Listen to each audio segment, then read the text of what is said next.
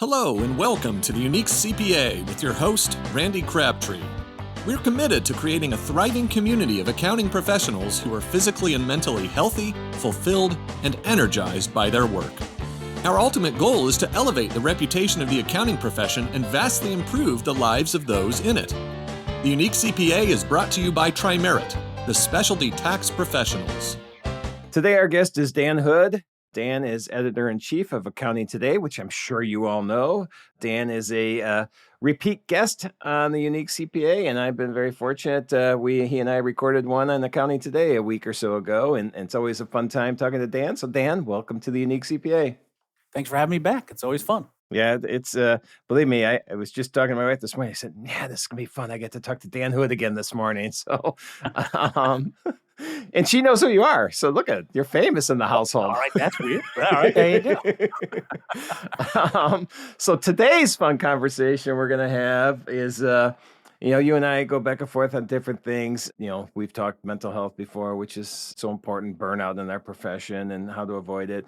But we both have gotten passionate about culture in the accounting world and what is a culture and defining a culture and creating culture and everything around culture. And so you and I were having a little bit of discussion before we went on, and you had mentioned that I think there's this trend, and this is, you and I both, but you had mentioned this trend towards, yes, let's get something in place that makes us a good firm, a decent firm. We're treating people correctly, but that's just the base of a culture. And then but it's a spot where, too many people maybe stop.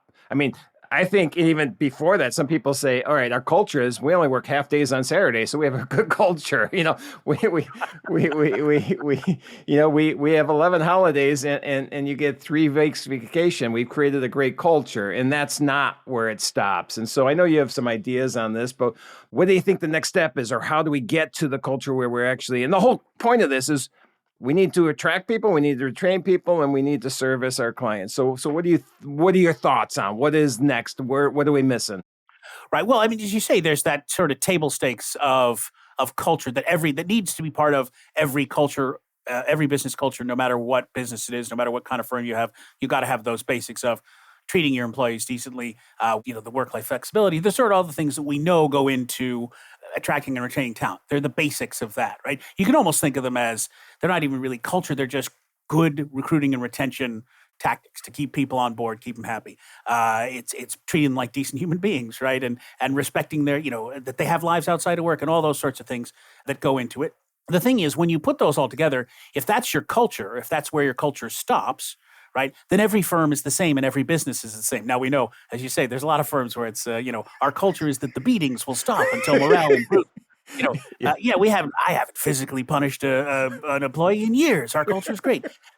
If everybody just stops at that basic level of, good recruiting and retention culture, then everybody looks the same, right? Everybody takes a week off between Christmas and New Year's, and everybody have Friday summers, and everybody's, caring about people's career development, and everybody's, getting their family involved and all that sorts of stuff. And these are great and important things.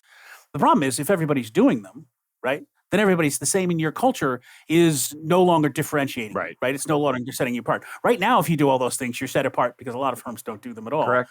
And I'm making there jokes are about firms. Beating. Yes. but it just means that sort of people just show up at work and they work and we pay them, and that's kind of it, right? I don't mean that they're terrible, awful, horrible places, just that they haven't really given any thought to that element of keeping people on board. When you do that, you differentiate yourself from that vast mass of firms and businesses of all kinds, not just accounting firms, all kinds of businesses don't really have cultures at all. They just we're just a place where you come and work. That's it. When you get to that level of having done all those things, putting all those things in place, you'll be ahead of the people. But more and more firms are doing that. More and more good accounting firms are doing that. Then you reach a point where culture, and this is what I think culture really, its sort of biggest expression is the point where you go beyond just the I need to recruit and retain staff thing to I want to recruit and retain the right staff for my team or for my firm or for our firm, however you want to put it. And then you start looking at the things where you can use culture to differentiate yourself, where you start thinking about, listen, there are a million different ways you can run a business successfully. There's a million different cultures you can have at a firm.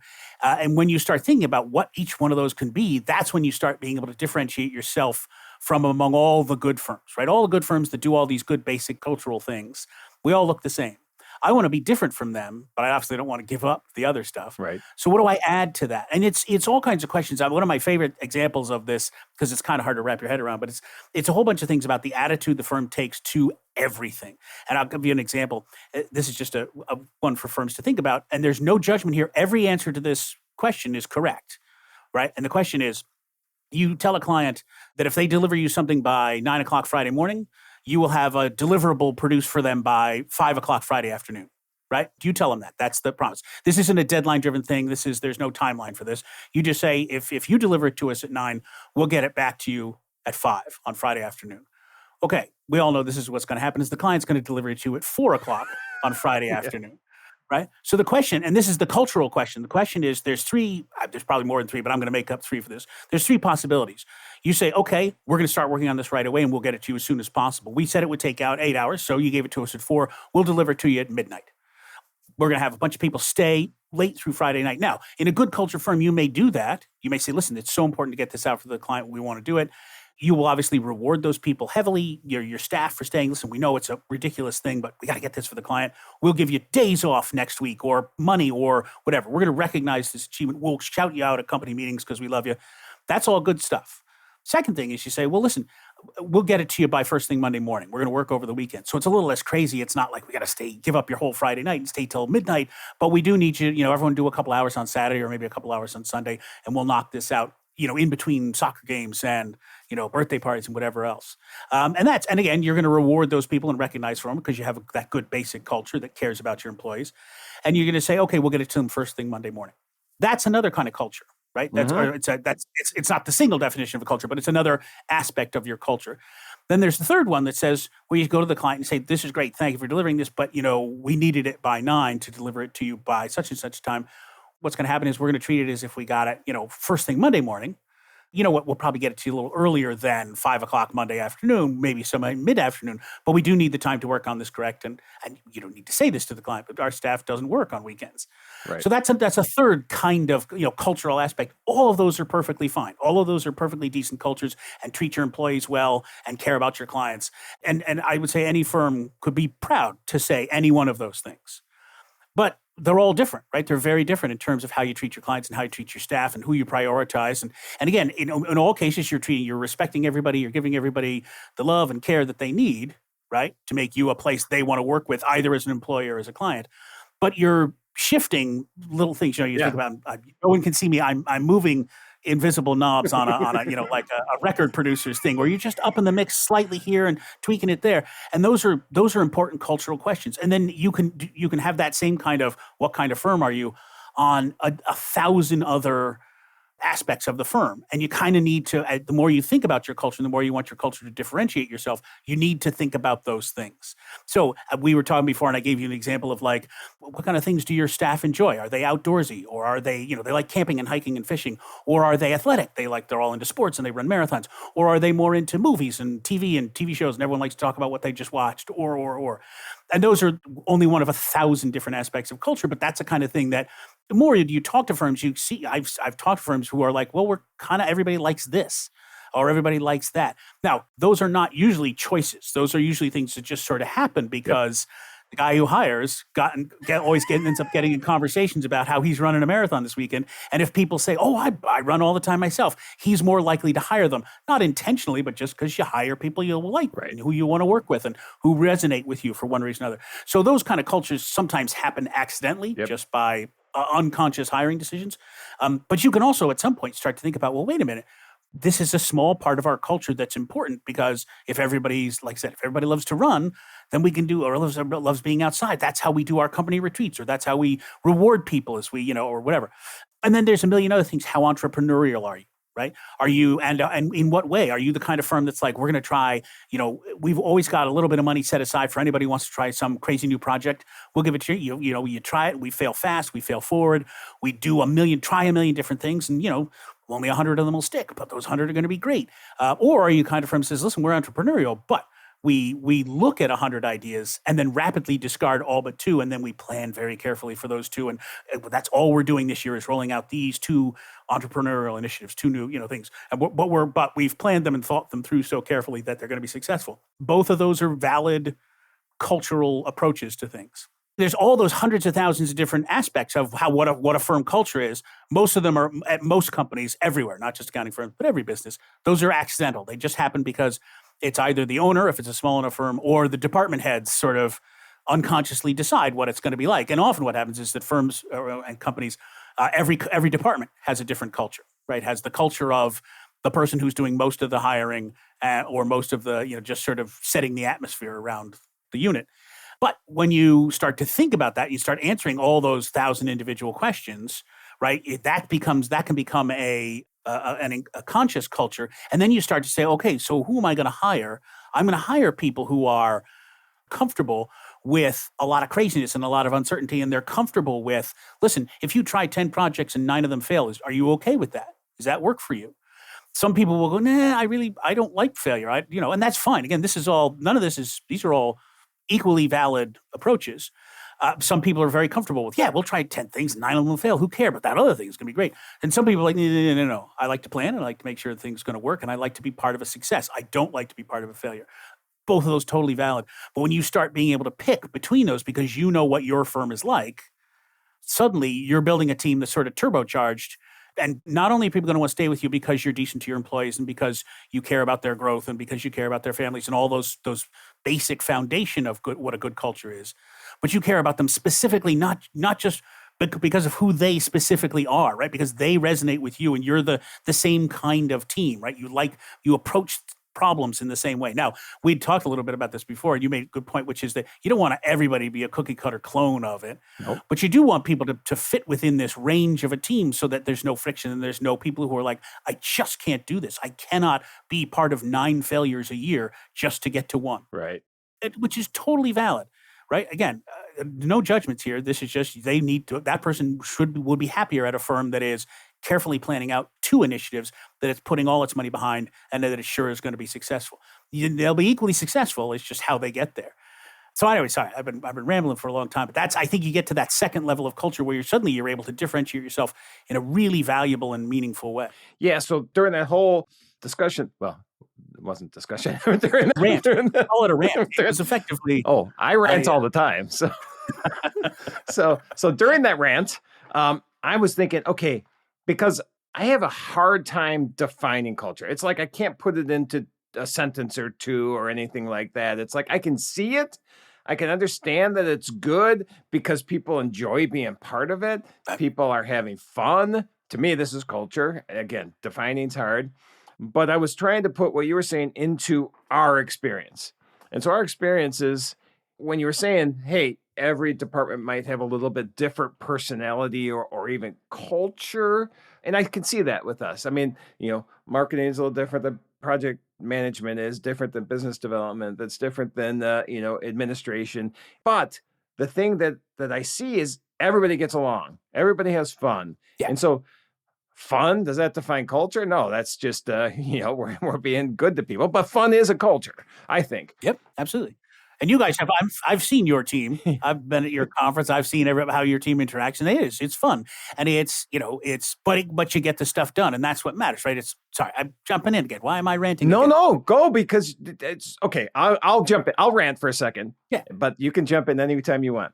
And so from that standpoint, the different personalities, even though everybody gets along, some people do like art and some people like music and some people like outdoorsy. I hike and I camp and some people like, reading books, whatever. So everybody we're not all the outdoorsy, all the sports, all that now, but there's some common thing that we all have that makes us this cohesive unit that works well together. We don't lose people. I mean, that's a sign to me. There's a good culture. Absolutely. I still can't define it.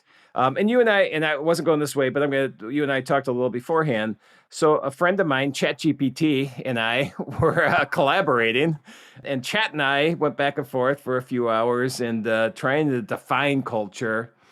And I don't think this completely goes with what you were saying, but I think it can fit into there. We came up with a one sentence on, and I like it. It helps me define what creates a good culture. But then when you and I were when you were just talking there, I'm like, okay, well, maybe this doesn't completely fit. So I want your opinion because you were talking about some stuff that is rules. Our rules are we have one of three rules based on when our client got us this data on how we're going to get it back to them. But what I had found talking with ChatGPT is side note, ChatGPT is good for this stuff. There's things you can use it for, things you can't. But working collaboration on non-client data is getting ideas are good. So we came up with this sentence. Weak cultures are based on rules and strong cultures are based on relationships. But that doesn't completely fit with what you were saying. So I don't know. I want your thoughts on that. I think that's absolutely 100% true. And I think it's meaningful. I just don't think it's everything. Yeah. Okay. Right? It is an important descriptor of cultures, right? As you say, if you have to tell people this is how you act, yes. Right? If you have to set a rule about it's sort of we talked joked about earlier the no jerks rule, having a no jerks rule, which is absolutely. But it's kind of like if you have to have a rule about no jerks, right? It's not really a rule. It's just we don't put up with jerks. Right. It's not a rule. No one needs to say, hey, remember Rule 37, no jerks. No one's ever saying that. They're just like, we don't put up with this, right? That is the culture is we just don't put up with these people. The flip side of it is, well, of course you care about what happened in somebody's life, that something sad happened, their dog died or something like that. Of course you care about that because you don't have to have a rule that says care about your employees' personal lives. Right. You just care about it because, and then this is the thing I think that goes to your firm, right? Is you guys just are naturally, I know you well enough, I think I can safely say, you're just a decent guy. And you've thought about the way to express that at work, right? You've thought that through. You haven't had, how do I keep people? What are 5 things? Well, I could care about them. Okay, that's rule number 1. We'll care about people and that'll keep it. But that's not how it is. It's an expression of you and your partners and the people you work with, right? And it's a virtuous cycle, right? Because you care about people. And so you hire people who resonate with you because they care about people and they like working together. And at that point, I talk about, hey, maybe you're all athletic or you're all outdoorsy or you're all this. It doesn't really matter because you're all the kind of people who want to get along and enjoy just working together, right? I'm guessing, and I don't really know enough about the interest, but, it isn't a cutthroat corporate culture where people are desperately climbing to the top and stepping on people as they climb up the ladder, right? That's just part of the unconscious expression of your culture, right? Is that because you hire people who don't feel like they're career climbers or, that they're going up the corporate ladder, cutthroat style. They know they're going to be rewarded. Yeah. So whatever that reward is, if we could do good, that's not right. If we do well as a company, everybody gets rewarded and everybody knows that. I mean, there's been certain things in place where we've done that. And so, yeah, I agree. I'm sorry. Go ahead. But that's the thing is they know that they don't need the rule. They don't need to go and say, hey, right. I did well. Rule 737 says I get rewarded. Right. They don't, because they know that's going to happen, right? So as you say, and that's the relationship. They know they trust you and they trust your partners and they trust everybody, all the managers that they work with and that sort of stuff. And reverse, right? You trust them and the managers trust them and everybody trusts that, we're all going to get this done because that's what we do here. And you don't need to have the rules about it. So I think you're absolutely I think ChatGPT and you are onto something there about that. But I don't think it's the most important. I think it's an important part of culture, but I'm not sure that it's the most important. It should describe any good culture, but it doesn't necessarily mean that it's the basis of a good culture. Because in some cases, what's going to happen with a culture is that you step back and say, all right, what do we have here? Even if you're looking like our firm works really well, why does it work well? And then you take a step back and you say, okay, you're not going to end up describing a bunch of rules, right? You're not going to say, well, we work well together because we have a rule about, asking everybody about how their weekend was, or pursuing their John Garrett's and what's your and we have a rule about you have to pay attention to them outside the firm and making sure they feel comfortable talking about what they did over the weekend and that kind of thing. You don't step back and go, oh, well, those are the rules. You look back and say, well, these are our relationships. Yes, this is how we interact, and that's what makes our culture strong. And then you can identify how your relationships work. Because you can have relationships, and this is the thing about you can have all kinds of wildly dysfunctional relationships, but they're relationships. Does that make them better than rules? No. Well, if you have a bunch of dysfunctional relationships, I think your culture will be better off having some rules, and then you can move through the rules to get to these rules are all sort of unconscious expressions about how we have a relationship with other, and then you have better relationships. Yeah, it's not going to be in a good culture. You're not doing it because the rules say you have to. You're doing it because that's who you are at every level, as individual employees and as a firm and as managers and that sort of thing. Yeah, so Chat and I are going to have to go back and now define the relationship. Okay, so what's the No, but relationship? it's but I think that's a good point. Is that, that's an excellent, of the 6 or 7 things that a good culture is. One of it is it's about relationships, not about rules. Yep. And I think that's absolutely true. It's not about going to somebody and saying, well, you broke this rule. Talk about managers being cruel to people, but the beatings will continue until morale improves.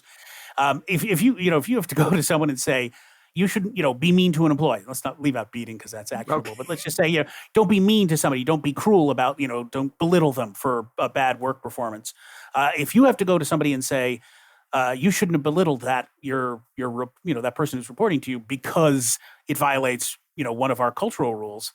Well, then shut down your firm. That's terrible. You should go to them and say you shouldn't belittle employees because it's mean and it makes them feel bad, and that's not nice, right? You shouldn't, and it creates an uncomfortable. It makes everybody unhappy when you are mean to this one employee. If you have to go and say don't do that because of this rule, that's terrifying, right? That's not what a good culture is. All right. But you may at some point need to establish some rules around behavior. It's unfortunately sometimes people do need to be sort of reminded of, yes, this behavior is okay. This behavior is not okay. And I honestly don't know if we do that. I stay out of all that now, so maybe we have more rules in place than I think, because I just go out and talk to interesting people like you. But a couple things, man, I can go a couple directions based on what we just said. But one you said, and you said it over and over, was the trust, and I think that's something we have in place that I think is important. Is just trust. Don't micromanage. I think micromanage is a culture killer. And so trust, people know what they need to get done and they can get it done. And we allow them to do it on their timeline. And obviously the client has a deadline and we all know we have to meet a deadline, but whatever, whenever, however that you meet that deadline, get it done. And we're trusting that it's not going to happen. We're not going to stand over your shoulder.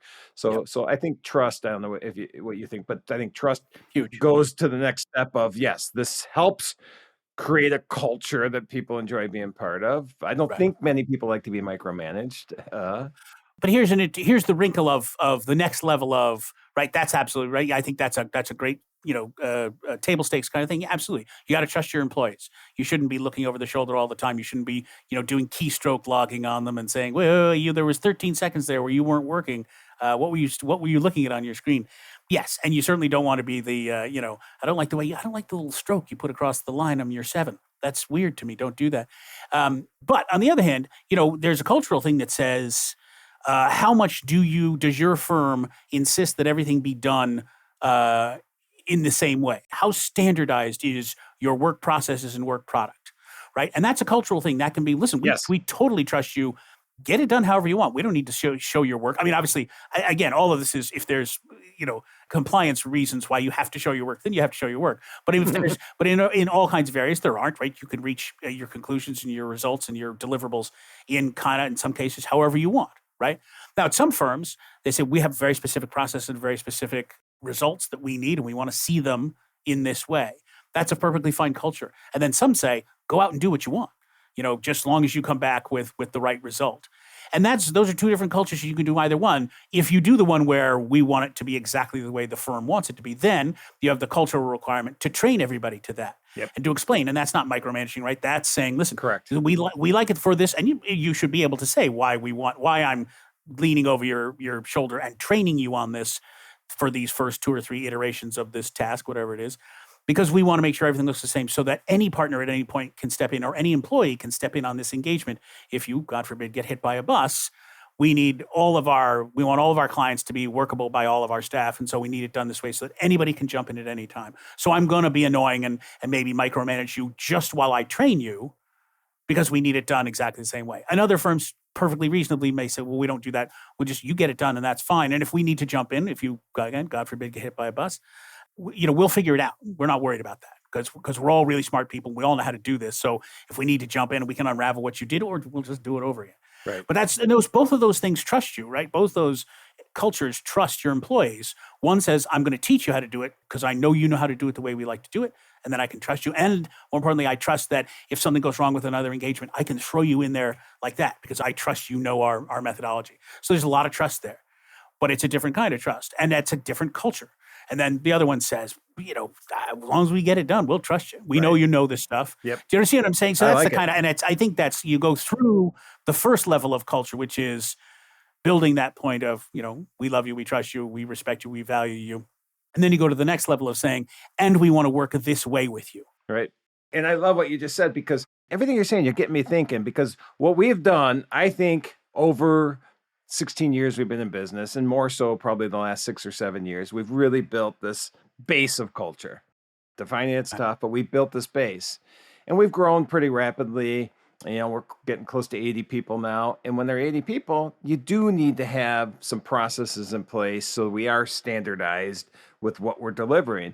And so one of our, I stepped down from the executive leadership about 6 years ago. Oh, funny. That's when culture, I guess I just said, started improving. Maybe I was a problem. We didn't want to say this is an intervention. This isn't a podcast. Well, thank you. Oh, wait, here comes my family. So Hey, what are you all doing here? Well, yeah, hey. no, I'm out. So now that we've grown fairly rapidly over the last 6 years, now keep coming back, same time frame. It is we're executive leadership is installing EOS, entrepreneurial operating system, and through part of that is creating these standard procedures. So one of the rocks, and I don't really understand EOS, I probably should, but I don't like to do things people tell me to do, which this is bad. This might be an intervention.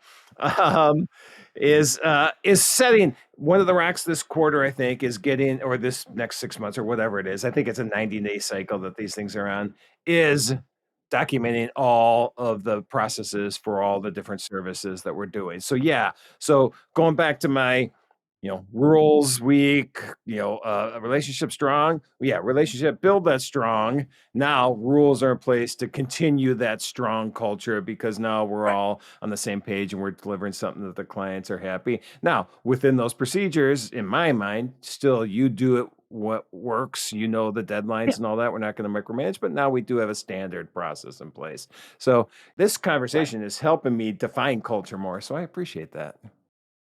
There you go. That's what I'm here for. But what's also making me, because a lot of this stuff is just things I think about in the back of my head when I'm trying to come up with a column. And so I don't often get a chance to sort of field test it this way and get it questioned, because it's because it is, as you say, this is a super nebulous topic. Culture is something nobody really understands. I mean, I'm sure there's experts out there who you could pay them $1,000 an hour and they would come and tell you, but I don't have $1,000 to spend on that. So my time here is free. But it's interesting because you talk about, the cultural question becomes bigger as you grew. And that's one of the things that happens, right? It's very easy when it's, the owner and 4 or 5 employees, or 2 partners and 10 employees, right? It's fairly easy to not think about those things, right? Because you just hire people and they work together. We all work together. But as you start to grow and as you start to expand and you start to realize that you as an owner or you as a partner group can't touch every single person and or make every single hire and oversee every single training, that's when you start to think about, okay, we need to have a little bit of a culture. And I won't say it's not really rules based, because it's not, but it's you sort of say, as you start to define your culture, it may look a little like rules. It may look a little like, we're saying a rule, but you're not. You're really just describing these are how the relationships we've had in the past worked well. We want to keep that going. So it's really more, it's not rules so much as it's a blueprint for the relationships we like to have, right? We've been having these great relationships in our small group. And as we're growing and expanding, we realize it's harder to create those relationships because you're not sitting with the same group of, 8 to 10 people day after day after day after day after day and working with them, because there's 80 of you. So you're not all working together. So you start thinking about, okay, well, what are the things that make these relationships work? And how do I, expand those to a group of 80 people? And some of that will look like rules. But to you and ChatGPT's points, it's not really rules. It's how do I recreate those relationships and how do I follow that blueprint? So let's call it a blueprint instead of rules. It's still rules. No, but you're right. And then so it's almost, culture sometimes sounds like it's based on the personalities of the people that, started the firm. And that culture can go the wrong way if it's somebody. If you're somebody that loves working 80 hours a week and you hire everybody that's in their 30s and they like a better work life, well, hopefully everybody likes a better work-life balance. I'm stereotyping now. I do at 61. I want a good work-life balance. But if your Right. personality is work, work, work, client first, nothing else matters, it'll matter when I'm 65 and retire, and you hire Right. people that aren't doing the same, you're not going to build a culture that's going to, fit to your personality. Right. Right. You see, and this is one of the things I think about culture. I want to throw this out to you to Yep. see what you think of it. I have this notion, right? This idea that because we all, and we talk about the sort of basic building blocks of what goes into a culture and caring about people and flexibility and work life balance and caring about their family and their life outside of work. But I have this notion that you could, in theory, have a successful any business, but let's say it's an accounting firm, have a successful accounting firm where the culture is you will work 80 to 100 hours a week. We hire young people fresh out of college who want to make a ton of money very quickly. They will work. It's 80 to 100 hours a week. You will wear business attire all the time. All we care about is delivering for the client. Right. If the thing comes in at 5 o'clock on Friday, you'll work till midnight on Friday to get it done because that's what we do. We work hard all the time for our clients. We work crazy. We serve twice as many clients as anybody else in the same amount of time. And again, all the things that we think of as are the basics of culture. Like I said, no, you got to wear a suit every day, suit and tie. Even if you're not seeing a client, you've got to do X, Y, and Z. All the things that we sort of spent the last 20 years Right. undoing, right? But at the same time, you will make a huge amount of money. You will be, when you leave here, and you will, because you will Right. burn out after Right. 5, 10 years, because this is a burnout environment. And we know you will. We plan for that. We expect that. You will be able to work anywhere else because they're like, well, those guys have twice as much experience as anybody else from, they only worked for 5 years, but they have 10 years of experience. And they've worked with great clients and we know they work, even if they work half as much as they did at the other company, they'll still be working harder than anybody Right. we have. So you'll be able to get a job anywhere you want. Plus, while you're here, listen, we have a gym on site and we have a concierge thing that takes care of your dry cleaning and getting you food. And we serve you. We have a chef we treat you like kings, but because you're working a gazillion hours a week, you're making a ton of money and you're building up a great resume. I have this notion that you could have a firm whose culture was that, like that literally got rid of all the things that most firms have been building into their culture to be like, we're a nice firm, but that you could run a successful business that way. Obviously, you'd be turning people over all the time, and that comes with Yeah. some costs. But do you see what I mean? So and it's just a thought experiment that I've been sort of running in the back of my head for a couple of years. Is that because then that violates a lot of the things we think about culture. But could it be successful? So the whole time you're thinking, yes, you can create that. Definitely. You have to get the right personality to come in. They have to be this type A that, is a go-getter and wants to, whatever. Their success is money. Their success is, setting the foundation that maybe in 5 years I can slow down. I don't know if people have that, Right. if you have that personality, if you have the slow down personality in there, and I can see you do it. I just don't see how it's sustainable because the constant turnover, you're always going to be getting new people. And you just mentioned it, the cost of that. And what I think I've heard 50 to 200% of 1 year's salary is the cost of replacing somebody. But I guess if you're pumping out the work and you're working the hours of two people, that brings that down, Right. that cost to replace. Right. I mean, people are leaving after 2 or Yep. 3 years anyways. So again, I'm not suggesting. I don't think anybody should have that culture. I think it would be. I don't think it would be long term sustainable because Right. of those issues. But I think it's something to think about because the point is, it's saying you can think differently about your culture once you get. It isn't just work life Right. balance and No, I get flexibility it. and things. Those are those are the foundation. But that you can go beyond that to have any kind of culture you want. As long as you're not actively driving away, clients and staff, as long as you're getting the work done on time, accurately and correctly, and people aren't leaving you. So anything you can do anything up until the point where they leave you. So let's Um, talk about that then for a second, because in my mind, I'm looking at creating this, and my personality is not that culture. That is a culture, I agree, and you right. can define it. And the culture is not about. I'll take that back. I was going to say it's not about the employees, but it is somewhat because we're going to take care of you. What you just said. We're going to Yeah, take care of you. yeah. We've got a gym. We're going to feed you. We're going to give you. You're going to get filet mignon Yeah. every night. And so Yeah, it is, but but that's not you're eating it it's at not your a desk. culture I could thrive in at all. Right. But let's talk about, and I don't know if we should pivot now. Yeah, we can keep going we can Why keep not? going for a while. Once you set that base and whatever that culture is, in my mind, the culture is completely different than that, but that is a culture. Once you set that base of whatever the culture is, you're defining who you are, you're defining how you're going to work. what does that affect then? I mean, a firm growth, I think, comes after the culture's in place. I was going to say attracting employees and retaining, but in one culture, in some cultures, it's the attraction, maybe not the retention in that culture that we just defined. Right. What's the next step? What's the benefits? What does it affect within that company or that firm? Right, right.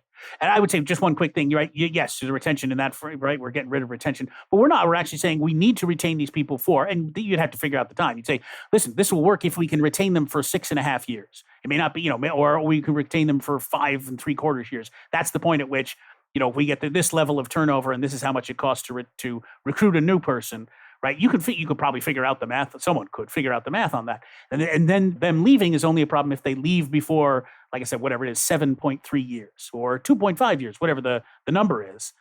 You only need to retain them that long. Again, that's a terrible, I don't think most normal people wouldn't like that. But what happens, though, is if you've got a culture where, a more normal culture, let's say, but where you are recruiting and retaining engaged people who like to work together, who work together well as a team, right? There's all kinds of benefits that naturally flow from that. Obviously, happy employees are happier serving clients. All of us have been to some service provider, whether it's a McDonald's or a financial planner or an insurance sales, anybody, any kind of employee where you've dealt with someone who was surly and unhappy. And we all know what that's like as a client experience, right? It's the kind of thing where you're like, and even if you don't mentally think it through to say, wow, this person's really unhappy. This must be an unhappy place to work. This must be a badly run company, because it may not be. That may be just that they're a surly employee. But either way, we've all had that experience of going, I don't want to go back there. I don't want to work there. I don't want to work with people who are unhappy. I don't want to work with people who are, I don't want to work with people where if I call one person at the company or at the firm, and again, this is because I think this is true of any business, if I call one person, they tell me one thing, and if I call another person, they tell me a different thing. Or if I work with two different people, they do things totally different.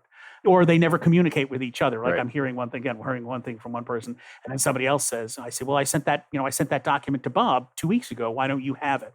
Kind of thing. We all know what it's like to deal with companies or businesses where the teams aren't cohesive, where the teams don't work together, where they don't communicate, where people are unhappy with their work, where even the basic level, there's a lot of turnover, so I never know who I'm talking to, right? I used to always deal with so-and-so, but she's not there anymore. What happened? Oh, yeah, no, we fired her for embezzlement. Wait, embezzlement? Wait, what are you talking about? Oh, no, you're fine, I think. I don't know. I don't have access to your account.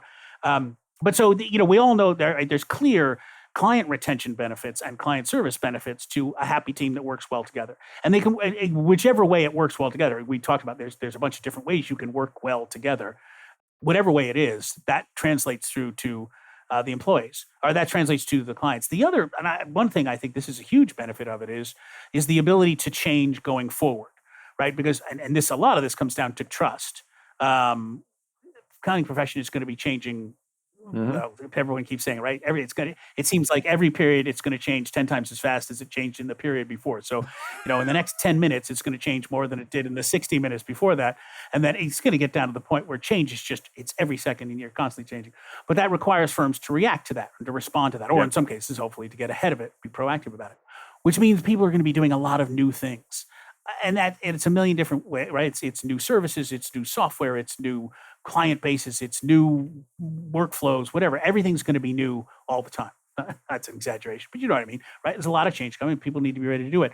A culture that enjoys working together is going to be able to change and do that much more readily than a thing where everyone's pulling in different directions, where people aren't all on the same page, where people don't really enjoy working with each other, where when I go to work with a different group, if I may never touch marketing in my department because we don't really do that much marketing, but suddenly we're offering a new service line and we need to work with marketing or business development to sort of get it off the ground. Obviously, that's an exaggeration. You're always going to, the teams will always work together, but you're going to, at some point, you will have to work more together with one team or another. And if you go into that team and they do things totally different from you, and they interact differently. They're much more collaborative, and they like to free associate and talk things through and spend a lot of time, beyond the sort of back end, ideating things. And you're like, no, we're going to do these three things. Let's just do them.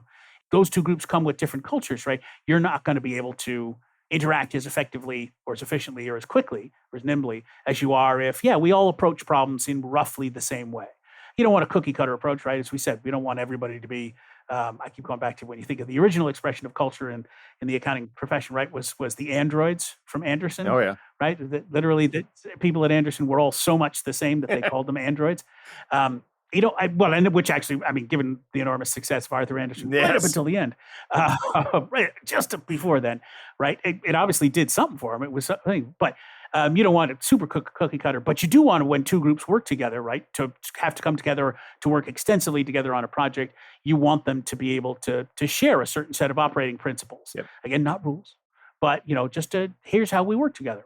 We have these relationships. Yeah, it goes back then to what chat taught me is that the rules, yes, there are rules in place, but flexibility within those rules.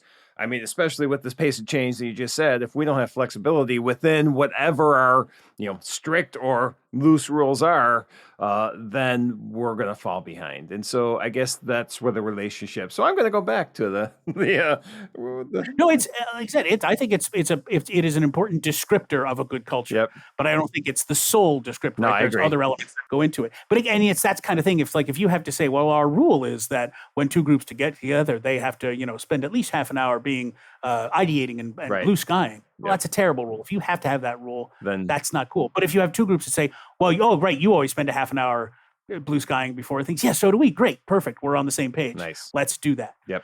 It's not a rule. It's just we all do it because that's how we do it. Yep. All right, Dan. So that honestly got me thinking 1,000 different things. And the way we're looking at culture, I think overall is the same, but coming at it from different aspects from how this can all work together. But bottom line is, and I think we agree, culture is one of the most important things to affirm and for its continued growth in that. So I guess for a wrap, what would you say that the importance of this and how we work with it?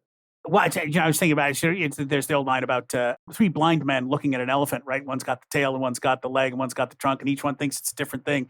And I think that's what we're coming around from different aspects of what culture is, Yeah. and it's so big, and it is. That's why it's so important. It's hugely important because it affects everything you do and how you do it.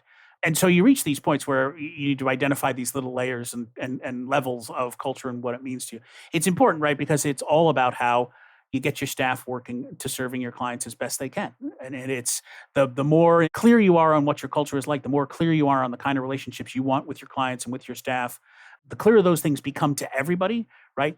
The more efficiently and effectively and happily everybody works together. And I was saying, I was just going to leave it at efficiently and effectively, but that's not really it. I think happily is, we may come up with a better word than happily, but Right. but it's important to bring that element into it because a happy team, and this sounds so stupid as I say it, but it's true. A happy team is more effective and is more efficient and works better together and keeps clients happy. Everything is about it's about a frictionless team that's not just frictionless, but it's turbocharged because we're all working together. We don't have to worry about different relationships or different styles impeding us moving forward. Right. We're all sort of aligned. We're all on the same page. And we're all happy to be where we are. We like working with the people we're working with. We're just going to be much more efficient and effective. And again, that's going to make us happy, and that's going to make us more efficient and more effective.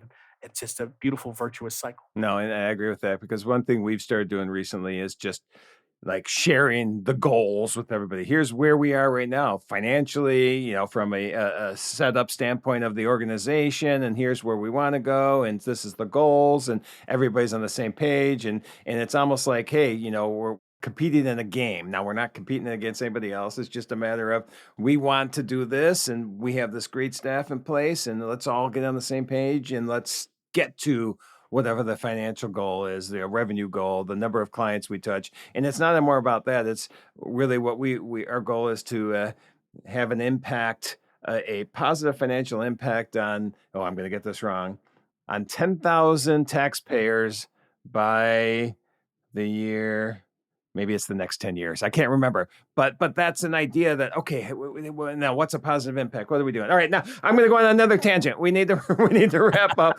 but I think you just mentioned the goals and in place and having everybody kind of, getting to that same, not end line, because there's never an end line. Actually, I'm a big Simon Sinek Infinite Game fan. I love that book. And so there's not an end game. We're not competing against anybody else, but we're at least having goals in place. All right, well, Dan, that was my little rant at the end. This was a great discussion. I had a great time. Every time I get an opportunity to talk to you, it's a lot of fun. And there's no way I can end this without what I do at the end of every show, which you and I have done this before, but we just talked about all this culture and the importance and all this. And I know the last time you were on, I asked this question, but what are your outside of work passions, which I think is important to bring into work? And I know one of yours, I think we talked about last time, was you're on a trivia team. Yep. And we can go over that again because I know you had a competition, but anything else you want to talk about your outside of work passions? Let's see. I don't know. I mean, the trivia team is pretty powerful. We just finished up, as you said, we came in second in the city, in New York City for trivia. So we were pretty proud about that. But that keeps me going. But the other thing, I mean, we were talking about what kind of culture, like the culture that I would fit wouldn't be one that reads a lot of books. I tend to read a lot, which is why I'm good at trivia. Yep. But that would be sort of my big outside interest, is just boning up on trivia. Well, I don't just read just trivia, but I read an awful lot. So yeah, you're just reading encyclopedias to understand everything. So that all right. I think atlases, that kind of thing. Nice. All right. So second in New York City. Yes. That's a pretty big deal. We were excited about it. We were pretty pleased with how it turned out. Well, congratulations on that. And thanks again for being on the show. And I'm sure it won't be too long that our paths will cross again. It's always a pleasure. Thank you, Randy. Thank you for joining us today on the Unique CPA. You can find the show notes for today's episode and learn more about Tri-Merit at theuniquecpa.com. Remember to subscribe and leave a 5-star rating on your favorite podcasting app. And join us next time for more expertise and insights on the Unique CPA. ProfessionalProductions.net